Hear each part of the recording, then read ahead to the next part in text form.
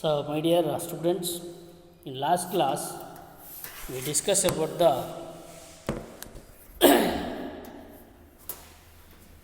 solubility of solid in liquid and the solubility of gas in liquid. So, and their effect on the solubility effects on the how the temperature and the pressure are affect on the solubility of solid in liquid as well as liquid in gas. These are all the type of the solubility we discussed, and also we discussed about the what is the saturated solution, unsaturated solution, and what is the solubility of a solution. So these are the type of solubility in solid in liquid and gas in liquid are discussed. Now we are move on to the Henry's law. So Henry's law state that at constant temperature, this is a statement, so this is very important for 2 marks. This is very important for 2 marks. So ಹಾಗಾಗಿ ಇದನ್ನು ತುಂಬ import ಆಗಿ ಸ್ಟೇಟ್ಮೆಂಟನ್ನು ನೀವು ನೆನಪಿಟ್ಕೊಳ್ಳೇಬೇಕು, ಜೊತೆಗೆ ಈ mathematical form. Okay, so 1 ಮಾರ್ಕ್ಸಿಗೆ write the mathematical form of Henry's law ಅಂತ ಕೇಳ್ತಾನೆ, ಅಥವಾ ಸ್ಟೇಟ್ ಹೆನ್ರೀಸ್ ಲಾ ಅಂತ ಕೇಳ್ತಾನೆ. So let discuss the statement. That is it state that at constant temperature, so it's very important, at constant temperature, ಇದನ್ನು ಮರೆಯೋ ಹಾಗಿಲ್ಲ, ಇದನ್ನು ನೀವು ಸೇರಿಸಲೇಬೇಕು. At constant temperature, the solubility of gas in liquid, ನಾವು ಇಲ್ಲೇನು discuss ಮಾಡ್ತಿದ್ದೀವಿ, solubility of gas in liquid is directly proportional to its partial pressure. We already come back this through the partial pressure in first PUC. ನಾವು already first PUC ನಲ್ಲಿ partial pressure ಅಂದರೆ ಏನು ಅಂತ discuss ಮಾಡಿದ್ವಿ. Okay, so there is a pressure exerted by a particular solvent. So ಅದರ ಬಗ್ಗೆ ನಾವಿಲ್ಲಿ ಹಾಗಾಗಿ ಇಲ್ಲೇನು at constant temperature the solubility of gas in liquid, at constant temperature the solubility of gas in liquid is directly proportional to its partial pressure. Its partial pressure. ಹಾಗಾಗಿ the partial pressure of a gas above the solution is directly proportional to the mole fraction it is in the solution. ಹಾಗಾಗಿ partial pressure ನೀವು observe ಮಾಡ್ಬೋದು. So what is a partial pressure ಅಂತ ಬಂದಾಗ, so in a first image we are not apply any pressure, that is gas at low pressure and liquid solvent are there. So ಇಲ್ಲಿ ಕೆಲವೊಂದು gas particles, ಇಲ್ಲಿ ದೊಡ್ಡ image ಕೊಟ್ಟಿದ್ದಾರೆ round spherical ಶೇಪಲ್ಲಿ, liquid ಇದೆ ಇಲ್ಲಿ. ಸೊ ಇದು ಲಿಕ್ವಿಡ್ಡು, ಸೊ ಇದ್ರ ಮೇಲ್ಗಡೆ ಗ್ಯಾಸ್ ಪಾರ್ಟಿಕಲ್ಸ್ ಏನು ಎಲ್ಲೋ ಕಲರ್ ಇದೆ. ಯಾವಾಗ ಪ್ರೆಷರನ್ನು ಅಪ್ಲೈ ಮಾಡಿರಲ್ವೋ these are all the gas molecule and the dissolved gas ಮಾಲಿಕ್ಯೂಲ್ಸ್ಗಳು ಒಂದಷ್ಟು ಸಾಲ್ವೆಂಟಲ್ಲಿ ಡಿಸಾಲ್ವ್ ಆಗಿವೆ. That means gas molecule can enter the liquid and becomes dissolved. ಯಾವಾಗ ಲಿಕ್ವಿಡ್ಗೆ ಎಂಟ್ರಿ ಆಗುತ್ತೋ ಅವಾಗ ಮಾತ್ರ ಅವು ಡಿಸಾಲ್ವ್ ಆಗ್ತವೆ. ಸೊ ಇತ್ತ ಲೋಯರ್ ಪ್ರೆಷರ್ ಇದ್ದಾಗ ಇಲ್ಲಿ ಯಾವುದೋ ಗ್ಯಾಸ್ ಮಾಲಿಕ್ಯೂಲ್ಗಳು ದೂರ ಏನು intermolecular distance between the particular atom to another particular atom that is be more. ಹಾಗಾಗಿ ಯಾವಾಗ ಪ್ರೆಷರ್ ಅಪ್ಲೈ ಮಾಡ್ತಾರೋ ಅದು second image, when the gas is at higher pressure, ಇಲ್ಲಿ ಅಪ್ಲೈ ಮಾಡಿದ್ದಾರೆ ಪ್ರೆಷರನ್ನು.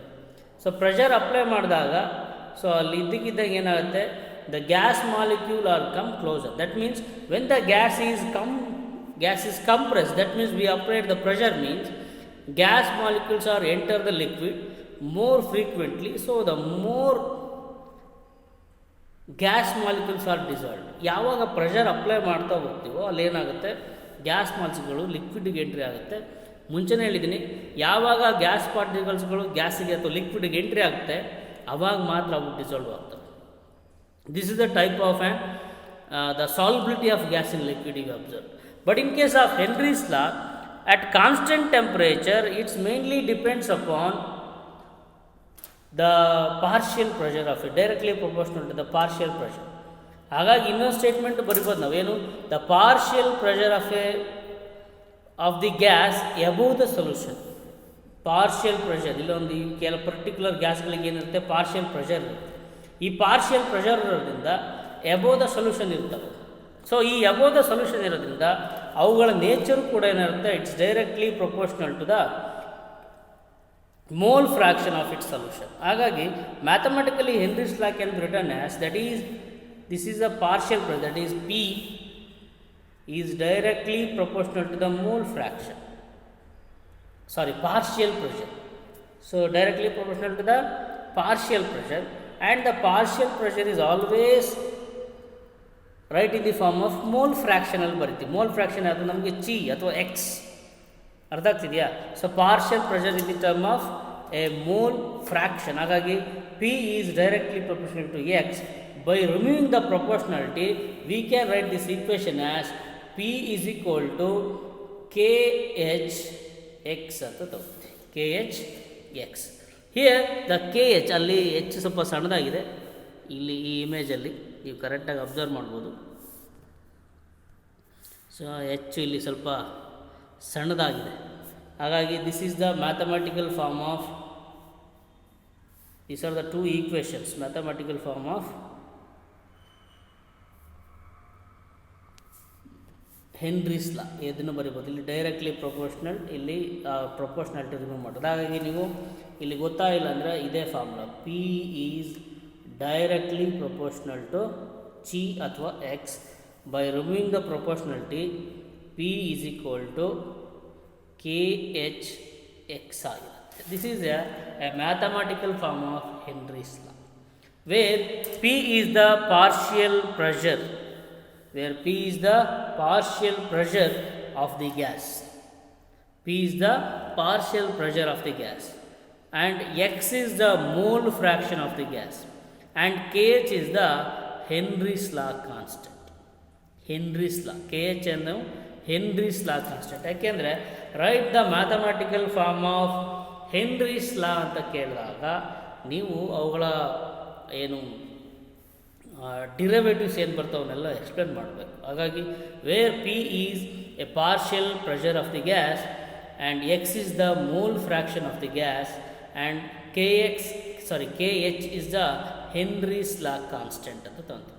ಇಲ್ಲಿ KH ಒಂದು ಹೆನ್ರೀಸ್ ಲಾ ಕಾನ್ಸ್ಟೆಂಟ್ ಆಗಿದ್ದರೆ, but the value of KH is different in case of different gases. ಪ್ರತಿಯೊಂದು ಗ್ಯಾಸ್ಗೂ ಸಮೇತ ಅದು ಬೇರೆ ಬೇರೆ ವ್ಯಾಲ್ಯೂನೇ ಹೊಂದಿರುತ್ತೆ. ಹಾಗಾಗಿ the value of KH is different gases and it depends on the nature of the gas and the temperature.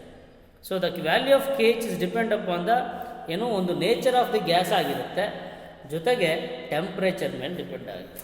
ಅಂದರೆ ನಾವು ಸ್ಟೇಟ್ಮೆಂಟಲ್ಲಿ ನೋಡಿದ್ವಿ ಅಟ್ ಕಾನ್ಸ್ಟೆಂಟ್ ಟೆಂಪ್ರೇಚರ್ ಅಂತ. ಯಾಕೆ ಅದನ್ನು ಬಳಸಿದ್ವಿ ಅಂದರೆ ಆ ಕಾನ್ಸ್ಟೆಂಟ್ ಟೆಂಪ್ರೇಚರಲ್ಲಿ ಮಾತ್ರ ಅದೇನಾಗಿರುತ್ತೆ, the solubility of gas in liquid is directly proportional to the partial pressure ಆಗಿರುತ್ತೆ. The partial pressure is always in the form of mole fraction ಅಂತ ನೋಡಿದ್ವಿ.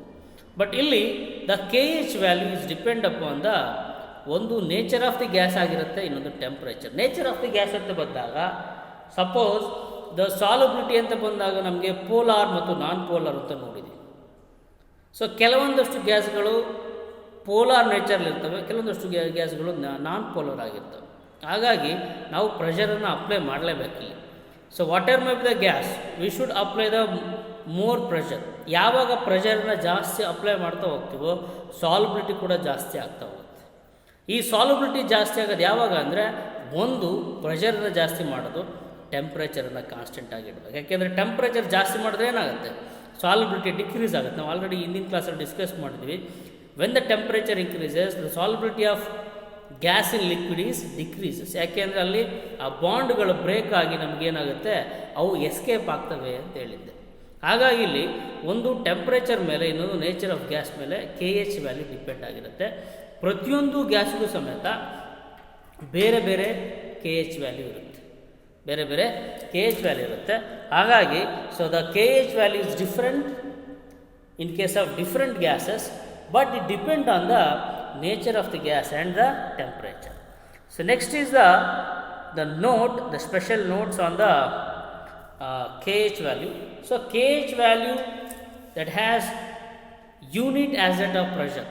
ನಮಗೆ ಪ್ರೆಷರ್ ಹೆಂಗಿರುತ್ತೋ ಅದು S I unit, that is a pascal ಆಗಿರ್ಬೋದು, kilo pascal ಆಗಿರ್ಬೋದು, atmosphere ಆಗಿರ್ಬೋದು, bar, ಏನು ಇವೆಲ್ಲ ನಾವು ಎಸ್ ಐ ನೆಟ್ಗಳನ್ನು ಬಳಸ್ತೀವೋ ಹಾಗೆ ಕೆ ಎಚ್ ವ್ಯಾಲ್ಯೂ ಸಮೇತ ಪ್ರೆಷರ್ನ ಎಸ್ ಐ ನೆಟ್ಟನ್ನು ನಾವು ಬಳಸ್ತಾ ಹೋಗ್ತೀವಿ.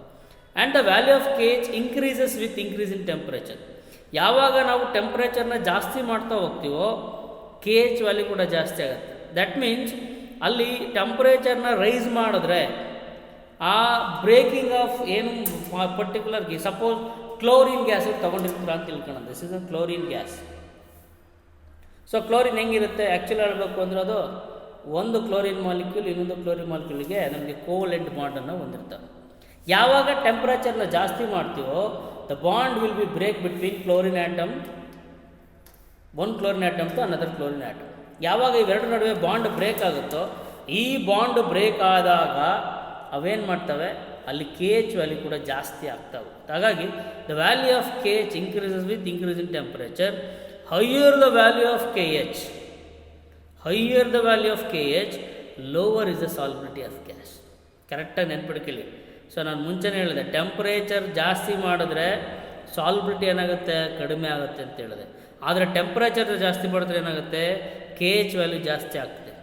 ಕೆ ಎಚ್ ವ್ಯಾಲ್ಯೂ ಜಾಸ್ತಿ ಆಯ್ತಂದರೆ ಸಾಲ್ಬಿಲಿಟಿ ಏನಾಯಿತು, ಕಡಿಮೆ ಆಯಿತು. ಯಾಕೆ, ಅಲ್ಲಿ ಟೆಂಪ್ರೇಚರ್ ಜಾಸ್ತಿ ಮಾಡಿದ್ವಿ ಅಂತ.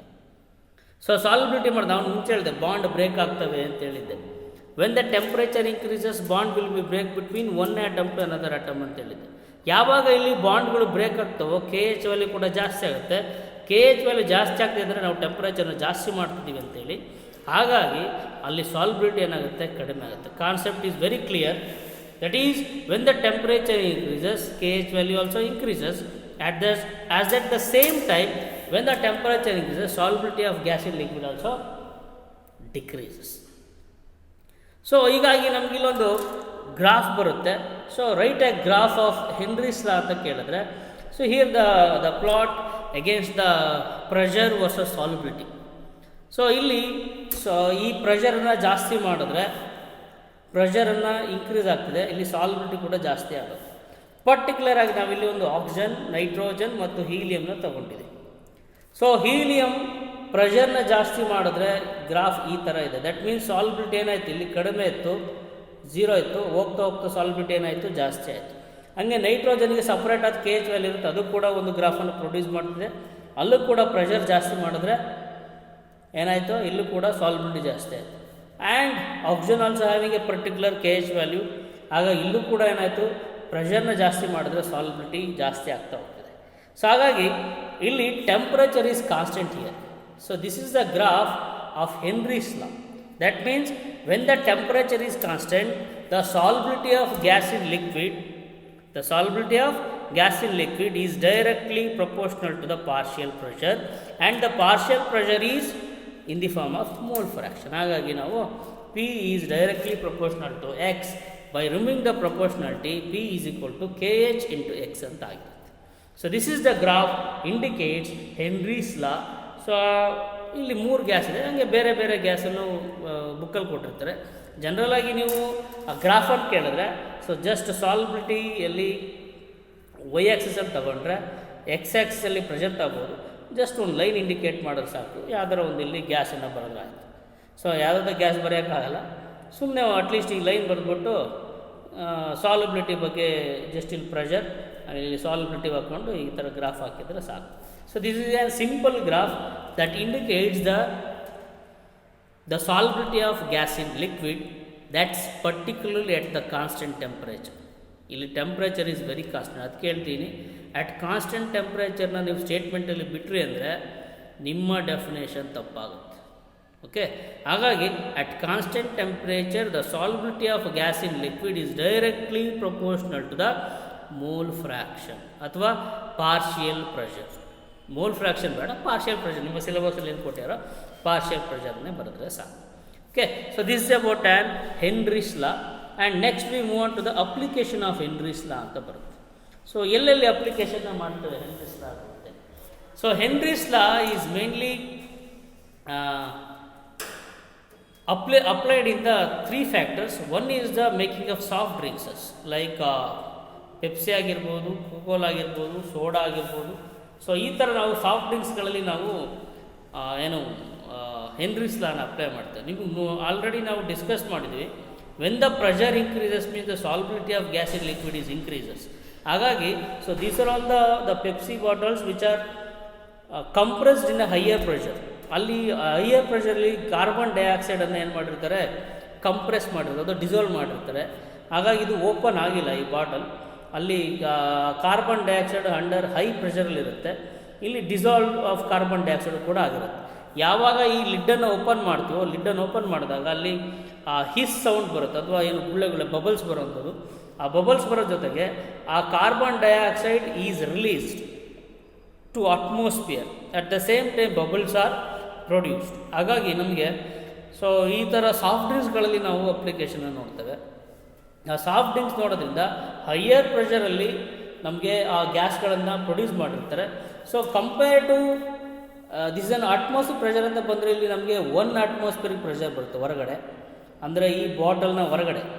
ಸೊ ಅದು ಇಲ್ಲೊಂದು ಬಾಟಲ್ ಇದೆ, ಈ ಬಾಟಲ್ನ ಹೊರಗಡೆ ಅಂದರೆ ನಾರ್ಮಲ್ ಅಟ್ಮಾಸ್ಫಿಯರ್ 1 ಅಟ್ಮಾಸ್ಫಿಯರ್ ಪ್ರೆಷರ್ ಇರುತ್ತೆ. ಈ ಪ್ರೆಷರ್ಗಿಂತಲೂ ಹೈಯರ್ ಪ್ರೆಷರ್ ಇಲ್ಲಿ ನಮಗೆ 5 ಅಟ್ಮಾಸ್ಫಿಯರಿಕ್ ಪ್ರೆಷರಲ್ಲಿ ನಮಗೆ ಏನು ಆ ಗ್ಯಾಸನ್ನು ಡಿಸಾಲ್ವ್ ಮಾಡಿರ್ತಾರೆ ಅಂತ ತಿಳ್ಕೊಳ್ಳೋಣ. This is a 5 atmosphere pressure, ಇಲ್ಲೂ ಕೂಡ 5 ಅಟ್ಮಾಸ್ಫಿಯರ್ ಪ್ರೆಷರ್ ಇರುತ್ತೆ ಅಂತ ತಿಳ್ಕೊಳ್ಳೋಣ. ಯಾವಾಗ ಇದನ್ನ ರಿಲೀಸ್ ಮಾಡ್ತೀವೋ ಈ 5 ಅಟ್ಮಾಸ್ಫಿಯರ್ ಪ್ರೆಷರ್ ಏನಾಗುತ್ತೆ, that is equivalent to that will converted into 1 atmosphere pressure ಆಗುವಾಗ ಅಲ್ಲಿ ಬಬಲ್ಸ್ ಪ್ರೊಡ್ಯೂಸ್ ಆಗುತ್ತೆ ಅಷ್ಟೇ. ಅಂದರೆ ಹೈಯರ್ ಪ್ರೆಷರಿಂದ ಲೋಯರ್ ಪ್ರೆಷರಿಗೆ ಬರುವಾಗ ಅವುಗಳೇನು ಮಾಡ್ತವೆ, ಬಬಲ್ ಪ್ರೊಡ್ಯೂಸ್ ಮಾಡಿ ನಮಗೆ ಹೊರಗಡೆ ಹಿಸ್ ಸೌಂಡ್ ಅಥವಾ ಒಂಥರ ಸೌಂಡ್ ಬರುತ್ತೆ. ಅದು ನೀವು ಕರೆಕ್ಟಾಗಿ ಪೆಪ್ಸಿ ಬಾಟ್ಲ್ ಓಪನ್ ಮಾಡೋ ಅಥವಾ ಈಸ್ ಸೌಂಡ್ ಬರುತ್ತೆ. ಸೊ ಆಗ ಈ ಸೌಂಡ್ ಜೊತೆಗೆ ಬಬಲ್ಸ್ ಕೂಡ ಬರುತ್ತೆ. So it is one of the application of Henry's law. And next the second application is in a scuba drivers ಅಂತ ಬರುತ್ತೆ. The scuba drivers means so whatever the who are the person who jump in to sea, ಅಥವಾ ಒಂದು ಯಾವುದೋ ಒಬ್ಬ ವ್ಯಕ್ತಿ ಸಮುದ್ರದ ಒಳಗಡೆ ಏನಿದೆ ಅನ್ನೋ ಕ್ಯೂರಿಯಾಸಿಟಿ ಇರುತ್ತೆ, ಅವ್ರುಗಳೆಲ್ಲ ಏನು ಮಾಡ್ತಾರೆ, ಆಕ್ಸಿಜನ್ ಸಿಲಿಂಡರ್ಗಳನ್ನು ಹಾಕ್ಕೊಂಡು ಕೆಳಗಡೆ ಅಥವಾ ಸಮುದ್ರದ ಒಳಗಡೆ ಇಳಿತಾ ಹೋಗ್ತಾರೆ. ಇಳಿತಾ ಹೋದಂಗೆ ಇಲ್ಲಿ ನೋಡ್ಬೋದು, ಅಟ್ ದ ಸರ್ಫೇಸ್ ಇದ್ದಾಗ ಅಲ್ಲಿ ಪ್ರೆಷರ್ ಏನಾಗಿರುತ್ತೆ, ಪ್ರೆಷರ್ ಈಸ್ ವೆರಿ ಲೋ. ನಮಗೆ ಇಲ್ಲಿ ನಾರ್ಮಲ್ ಟೆಂಪ್ರೇಚರ್ ಅಂತ ಬಂದಾಗ ಇಲ್ಲಿ ನಮಗೆ 1 ಅಟ್ಮಾಸ್ಫಿಯರಿಕ್ ಪ್ರೆಷರ್ ಇರುತ್ತೆ, 1 ಅಟ್ಮಾಸ್ಫಿಯರಿಕ್ ಪ್ರೆಷರ್. ಕೆಳಗಡೆ ಹೋದಂಗೆ ಏನಾಯಿತು, ಪ್ರೆಷರ್ ಜಾಸ್ತಿ ಆಯಿತು. ಸೊ ಪ್ರೆಷರ್ ಜಾಸ್ತಿ ಆದಾಗ ನಮಗೆ ಅರೌಂಡ್ 2.8ನಷ್ಟು ಅಟ್ಮಾಸ್ಫಿಯರಿಕ್ ಪ್ರೆಷರ್ ಬರ್ತಾ ಹೋಗುತ್ತೆ, 2.8 ಅಷ್ಟು ಅಟ್ಮಾಸ್ಫಿಯರಿಕ್ ಪ್ರೆಷರ್ ಬರ್ತಾ ಹೋಗುತ್ತೆ. ಯಾವಾಗ ಪ್ರೆಷರ್ ಜಾಸ್ತಿ ಆಗುತ್ತೋ ಅಲ್ಲಿ ನಮಗೆ ನೈಟ್ರೋಜನ್ಗಳು ಡಿಸಾಲ್ವ್ ಆಗ್ತವೆ. ದಟ್ ಮೀನ್ಸ್ ನಮಗೆ ಆ ಆಕ್ಸಿಜನ್ ಸಿಲಿಂಡರ್ಗಳಲ್ಲಿ ಕೆಲವೊಂದಷ್ಟು ನೈಟ್ರೋಜನ್ ಕಂಟೆಂಟ್ ಇರುತ್ತೆ, ಅಥವಾ ಕಾರ್ಬನ್ ಡೈಆಕ್ಸೈಡ್ ಕಂಟೆಂಟ್ ಇರುತ್ತೆ, ಅಥವಾ ಈ ಗ್ಯಾಸ್ಗಳೇನಾಗ್ತವೆ ಕಂಬೈಂಡ್ ಆದಾಗ ಅಲ್ಲಿ ನಮಗೆ ಸಪ್ಲೈ ಆಫ್ ಆಕ್ಸಿಜನ್ ಕಡಿಮೆ ಆಗುತ್ತೆ. ಆ ಸಪ್ಲೈ ಆಫ್ ಆಕ್ಸಿಜನ್ ಕಡಿಮೆ ಆದಾಗ ಸೊ ಆಟೋಮೆಟಿಕಲಿ ನಮ್ಮ ಏನು ಬ್ಲಡ್ ವೈನ್ಸ್ಗಳಲ್ಲಿ ಏನಾಗುತ್ತೆ, ಬೆಂಡ್ಸ್ಗಳು, ಅಂದರೆ suppose this and blood vein ಅಂತಿದ್ರೆ ಸೊ ಇದ್ದಕ್ಕಿದ್ದಂಗೆ ಇಲ್ಲಿ ನಮಗೆ ಈ ಥರ ನೇಚರ್ ಆಗುತ್ತೆ. ಅಂದರೆ ಇಲ್ಲಿ ಒಂದು ಬಬಲ್ ಪ್ರೊಡ್ಯೂಸ್ ಆಗಿ ಇದ್ದಕ್ಕಿದ್ದಂಗೆ ಅದು ಬೆಂಡ್ ಆಗುವಂಥದ್ದು ನೀವು ನೋಡಿರ್ತೀರ. ನೀವು ಮಾಮೂಲಿ ನಮ್ಮ ಮನೆಗಳಲ್ಲಿ ನೀರು ಹಿಡಿಯುವಾಗ ಪೈಪ್ಗಳಲ್ಲಿ ನೀರು ಕಂಟಿನ್ಯೂಸ್ ಆಗಿ ಬರುವಾಗ ಇದ್ದಕ್ಕಿದ್ದಂಗೆ ಏನೂ ಪ್ರಾಬ್ಲಮ್ ಆಗೋಲ್ಲ.